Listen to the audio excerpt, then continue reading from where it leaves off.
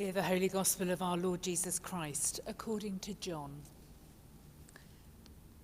Jesus left for Samaria for Galilee.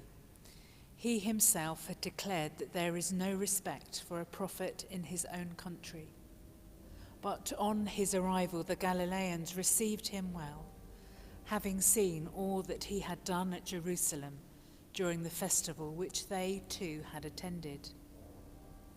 He went again to Cana in Galilee, where he had changed the water into wine. Now there was a court official there whose son was ill at Capernaum, and hearing that Jesus had arrived in Galilee from Judea, he went and asked him to come and cure his son, as he was at the point of death.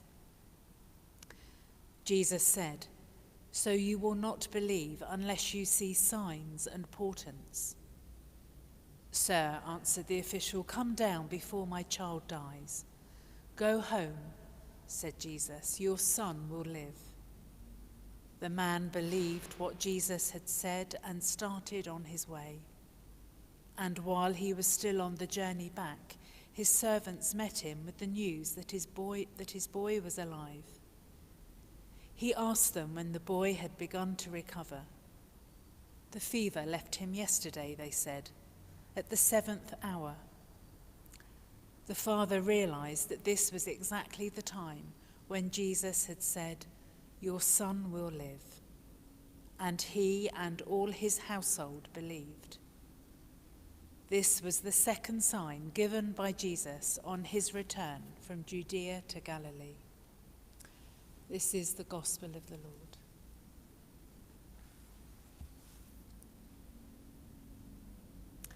I wonder if you can picture a two-stranded rope or cord. If so, imagine the two words, sign and believe, intertwined in today's gospel of Jesus healing the official's son.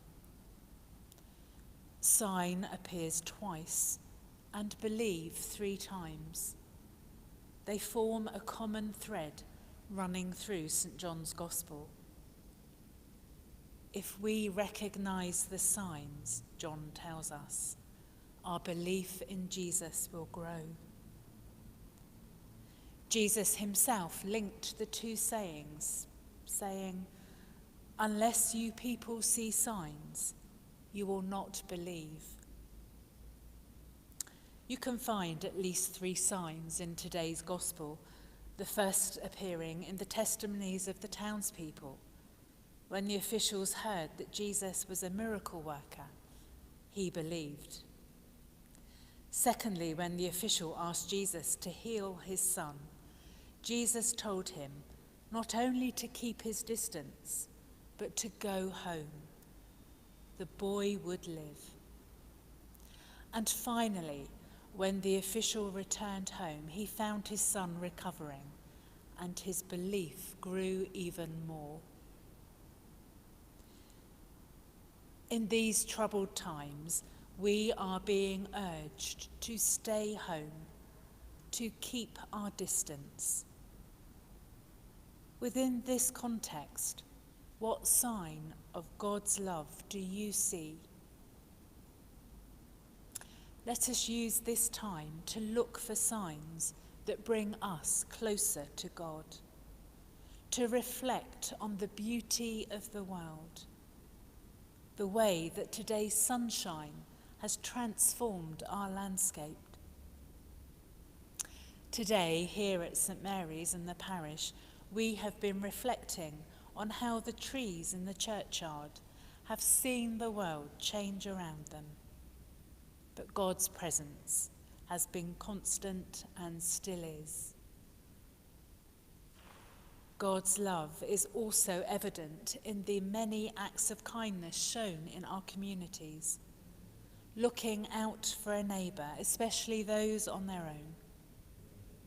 Our caring and sharing for one another, a sign of God's love in action.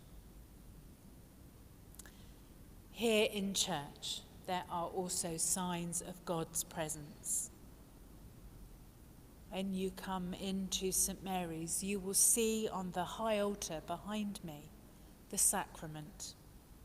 It is there as a sign and reminder of God's presence with us, here, in our homes, and in our world today, always. Loving God, open our eyes to see and our hearts to believe. Amen.